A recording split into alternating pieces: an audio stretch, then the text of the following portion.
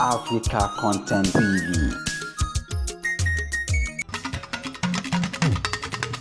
Àmàrà wa làgbólé Fújì Babátúndé. Oníkálukú ló mọ generation tó ń wà. Abbas mi Àkàndé o.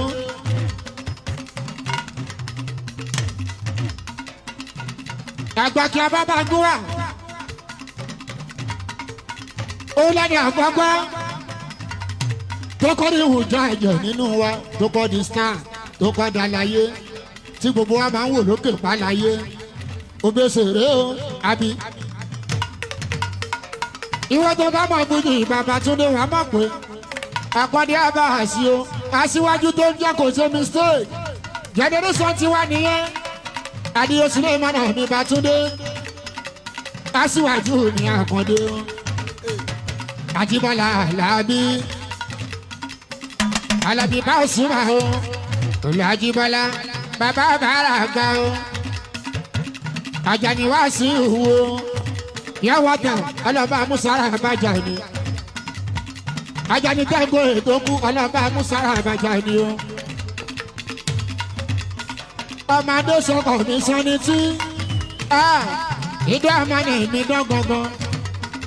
Akílẹ̀ Suleiman o ọlọ́ba Musara bá wọn.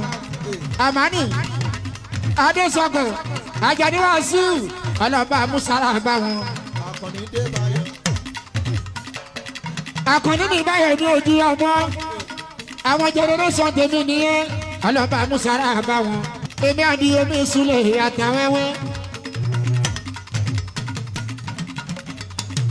Èmi àdìyẹ mi Sule èmi àtàwẹ́wẹ́. Gbàgbẹ́ ọláàánú kan ó sọjọ́ nìyẹn Akílẹ̀ Suleiman mi báyọ̀ kan. Oníkálukú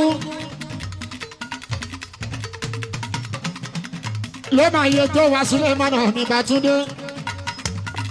Aláwọ̀ Málẹ́kà mi Adékúnlé. Ọba new generation aláwọ̀ mi ọ̀rẹ́ adìyẹ mi. Akóredé mi Òṣùpá o Òṣùpá Sáìdì mi Akóredé. Àbọ̀bọ̀ oníkálukú ló mọ generation tó belong sí. Lórí ẹni mo ṣe sọ níjọ́ náà lọ́hùn nígbà yẹn pé wípé èèyàn tó fọ́ bí ọpọlọ kì í máa kí sẹ́jọ́ ẹ̀ tí kì í bá sọ dáadáa. Tó dá lákàlàkà sílẹ̀ o ló jẹ́ kó máa fò jẹ́ tó. Torí ká méjì fi wá ìdí ìjàdù síbí. Bí kì í bá ṣe páyé tó dorí kodò. Ẹni tó yẹ kó máa sọ́bodò lásán.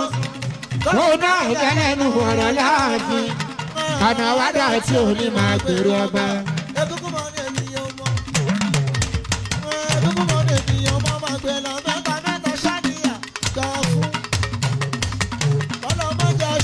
Nice.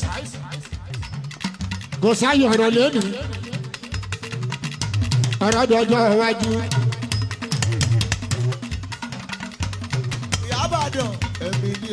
Kò sáyé ọ̀rọ̀ lónìí. Ọ̀rọ̀ dọjọ́ iwájú. Bàbá olóyè mọ̀ bàbá oníṣọ́.